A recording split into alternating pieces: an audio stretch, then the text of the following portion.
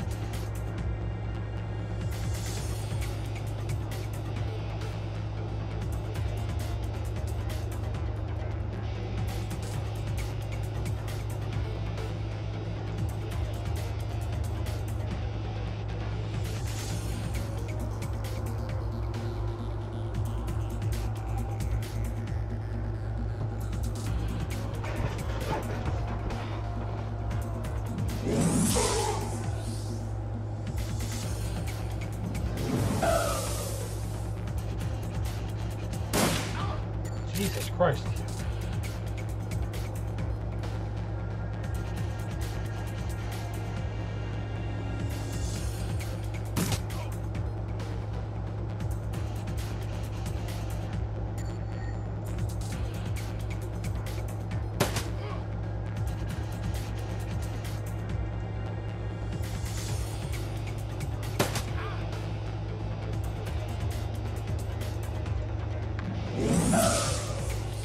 He actually hit somebody. What the hell?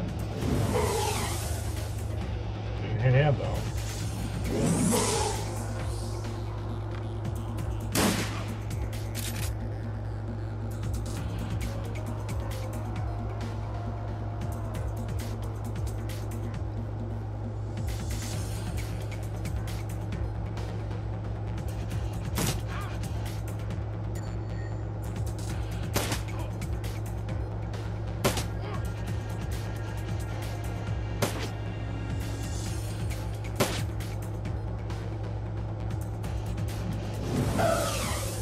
Seriously.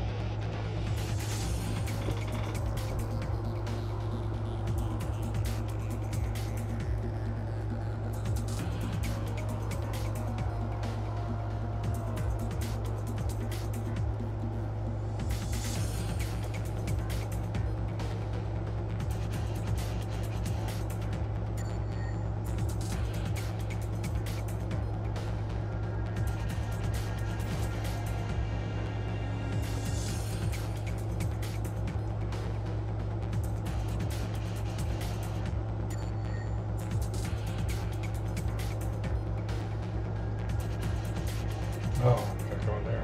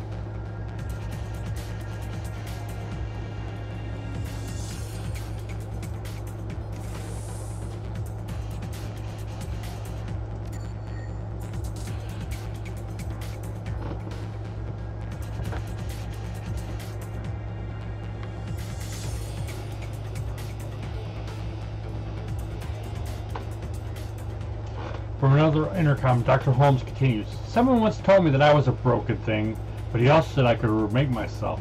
He wanted to break me down so I could put myself back together again, and I did.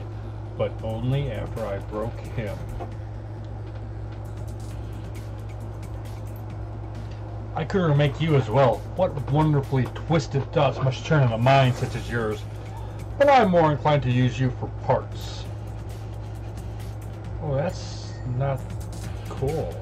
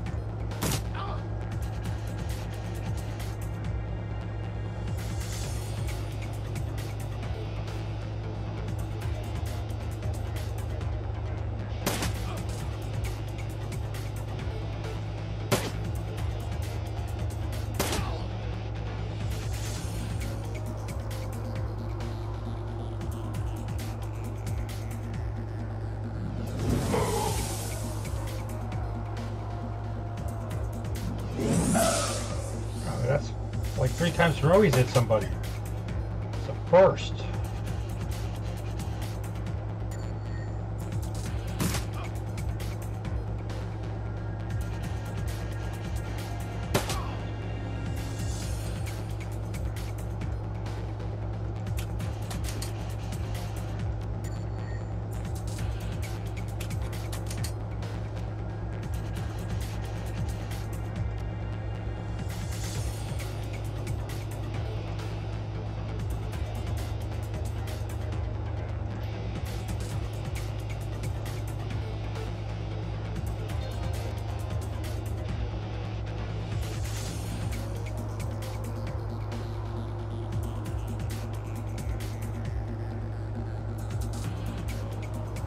The trigger player holds a collection of personal diaries. Some of the video files are missing. Insert in playback video number 1. Got some cutout chips in last week. Tried them out on the patients with violent flashbacks, hoping it would at least mellow them out some. It was like night and day. Once the chip was installed, all the psychotic brake triggers were blocked. Miss Yeskin has gone for 4 days without attacking the staff or herself.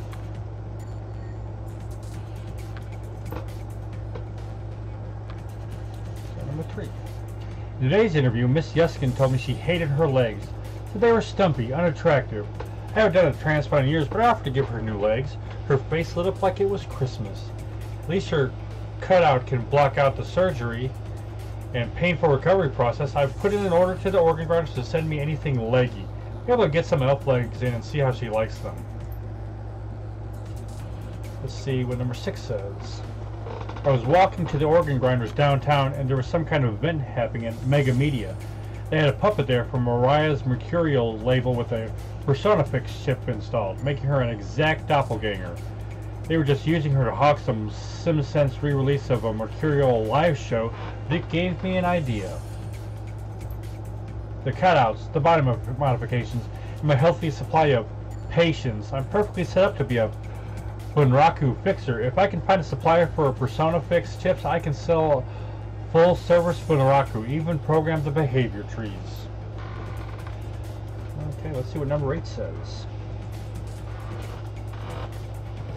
Found a buyer for the first Bunraku. A man in the Barrens offered me 20 yuan for the female troll I've been modifying. He likes them big, he says. All that's left is to arrange delivery. He says he can put me in touch with some more buyers if I'll accommodate special orders. These morons' lives are already over anyway. Least they can do is line my pockets. And he's not a good dude.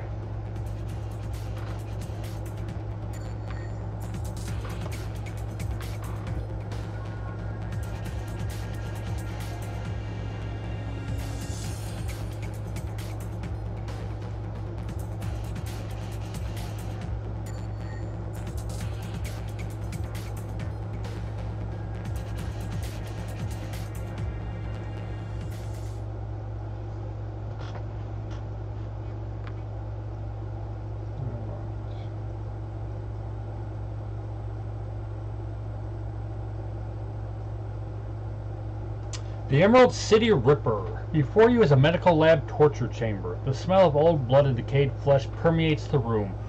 Gory stains speak of the body fluids spilled without regard for well-being or hygiene.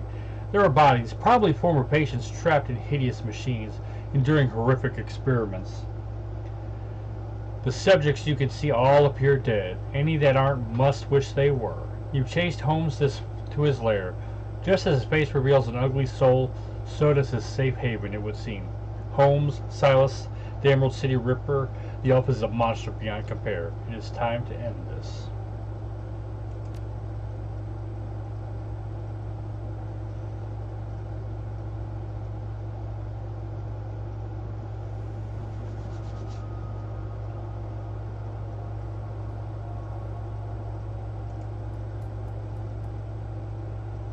Another intercom crankles at your elbow.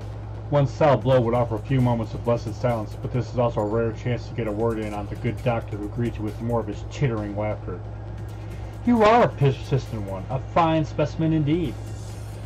Alright, we both know how this ends. Let's get to it already. Patience, patience, we're not done yet. I have one last examination to conduct. Pitezel, subdue them!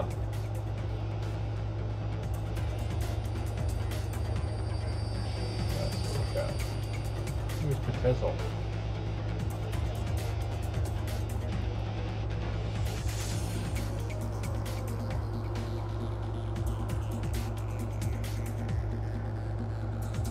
Hired maid, surgeon. Oh, there's Pitezel.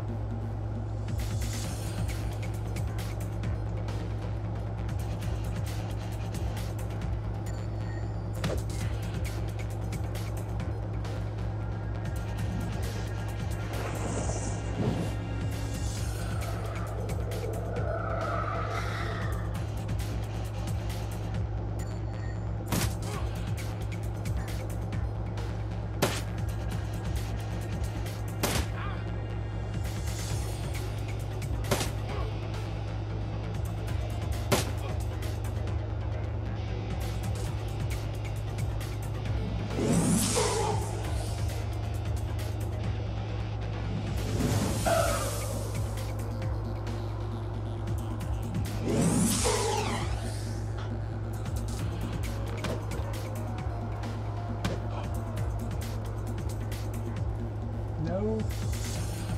Oh my god.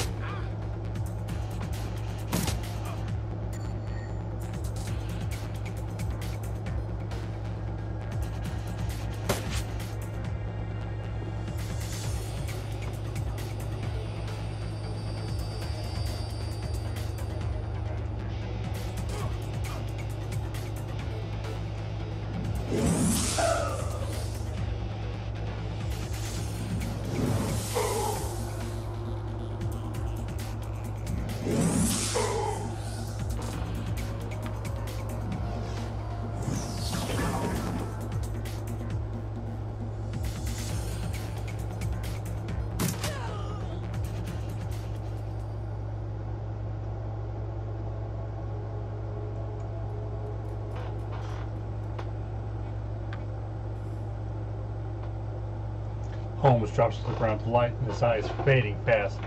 But something keeps the shriveled husk of his soul stuck to this mortal coil for a few moments more. This is a place of broken things. I remake them. She asked me to remake her.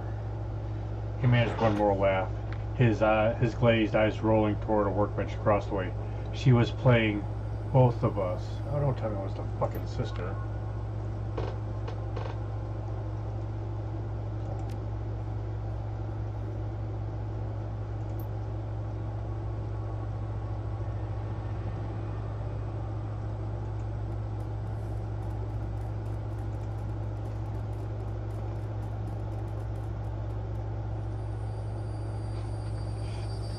Holmes' workbench falls somewhere between corner slab. Man, why am I dropping frames? A medieval torture device. It is decorated in the many colors of death and littered with the instruments of that trade. To one side there is a leather-bound journal stuffed with uneven pages. To the other is a Proxec, its small screen still glowing. Beneath the bench is a rolled sheaf of papers held closed with a tied length of surgical tubing. Escape the workspace. The bench has clearly paid host to numerous bodies over its lifetime. It includes limb restraints as well as skeletal traction mechanisms. At his table, Holmes likely dismembered bodies, or quite possibly put them back together again. The tackiness of the blood suggests it has been used relatively recently.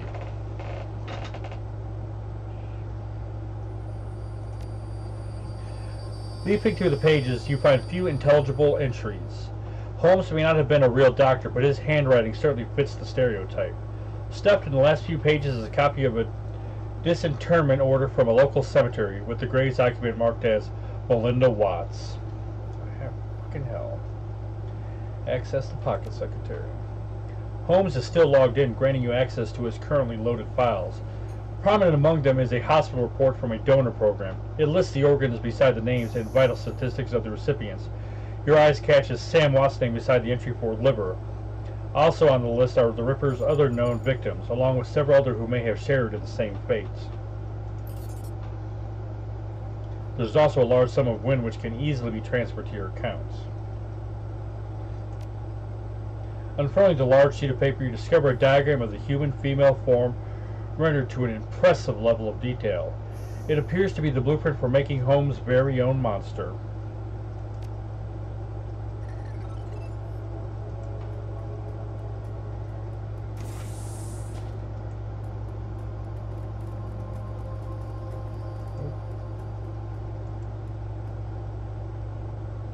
His shift slot is still fresh, the open wound pink and wet and lurid. His voice drips innuendo, but his eyes says nobody home. Well, hello there. Did you come to play? No thanks, just want to know what's going on. Forget him. I'll tell you anything you want.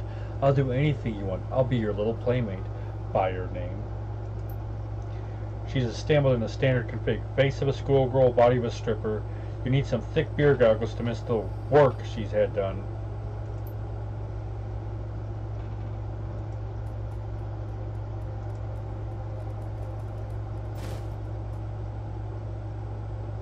Personafix chip wiper, huh?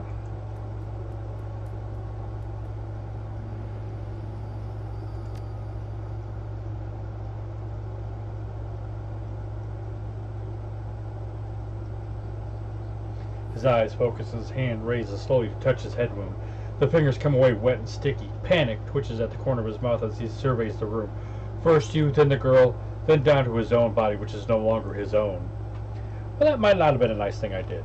He's probably going to go insane and kill himself now. But, you know.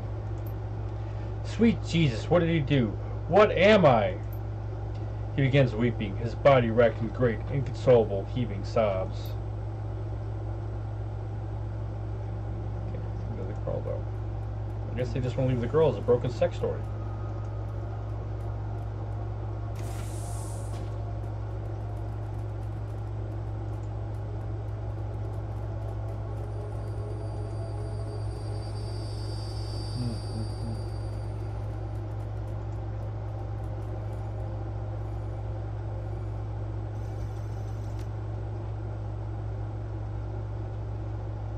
Loose ends.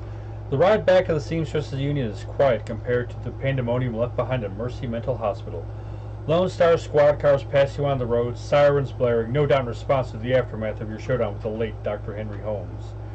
The Emerald City Ripper, the man who violently repossessed the internal organs of Sam and Jessica's mother, Melinda Watts. And although the killer is dead and his grip on the city is broken, it's clear he wasn't working alone. There are loose ends aching to be tied. The taxi turns onto Redmond Way, cruising past now familiar landmarks until the Seamstresses Union in all its decadent and seedy glory materializes between swipes of its overworked windshield wipers. Time to evaluate your next move. Kind of disappointed I can't bring the Coyote and the other dude along with me more.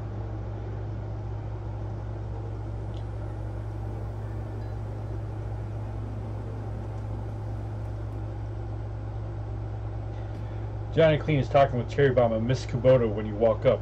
We were just talking about you, Glorious Nova. And the Emerald City Ripper. Ironic that you tracked a serial killer to a mental hospital. Johnny Clean told us where you were going, Ome. We have been waiting for you to return.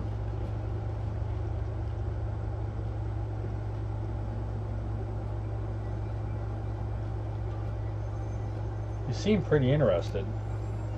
Of course we're interested. We each have our reasons for wanting the killer found. Sam was a regular here and his loss has been felt, regardless of his shortcomings. The whole sprawl has been shaken by these killings as well, the randomness of them. No one knows if they will be our next or what the killer might take from them. I admit that the killings have hampered business as well. I am sorry, but it's true. It does not help that Sam's body was found down the street from here. Even my regular customers have been loath to venture out with a killer on the loose. Now tell us, did you find the person responsible for the Ripper murders? Not exactly. I got the bastard to wield the scalpel, but whoever's pulling the strings is still out there. Someone pulling the strings of a serial killer? This sounds more complicated than I suspected.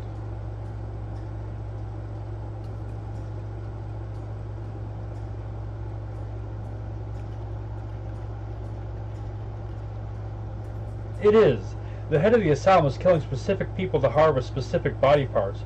All of the transplanted organs came from the same donor, Melinda Watts, Sam's mother. It looked like he was putting her back together again?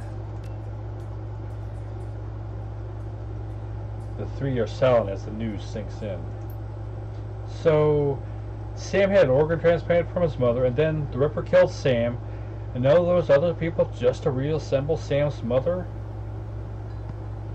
Looks like it. I sense the cause and effect in this. Coyote and Jake Armitage just left here to attend Sam's funeral. I am told that there will be a reinterment ceremony for his mother as well. His sister invited me to the funeral and the reinterment when I met her before.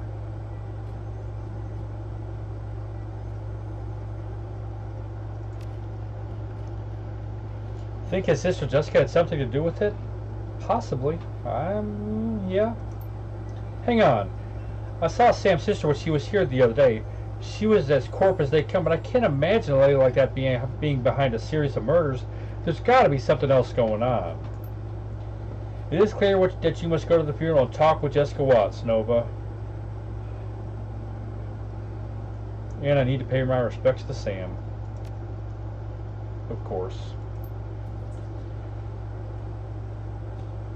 Miss Kabuto raises her hand and the conversation stops. Wait, before you go, there's one thing you did not tell us. Where is the Emerald City Ripper now? Well, he isn't in heaven, I'm sure of that. Hi, that's good. I wonder if I could sell you that ring.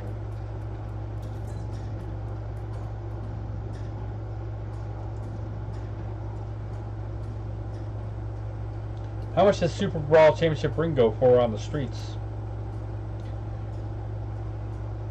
Depends on the year. Let me take a look.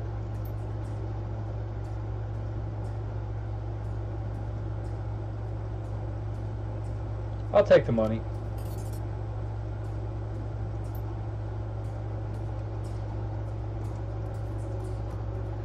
So let me upgrade. Holy shit, 23. Man, you can get a lot. Spend karma. But it adds up quick, because that right there is 13. So we'll go add.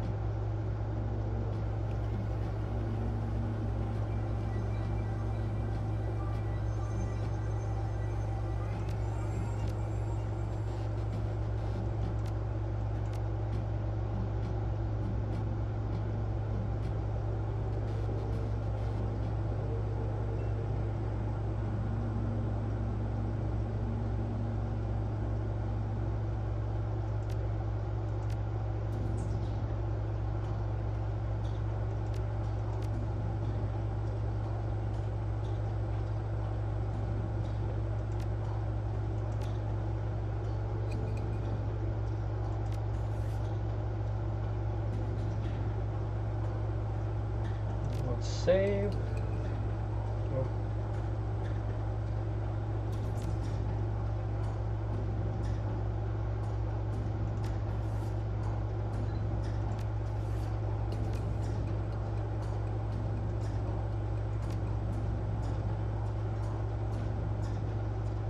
Alright, that's where I want to stop. Thank you for watching. Hope you guys enjoyed it.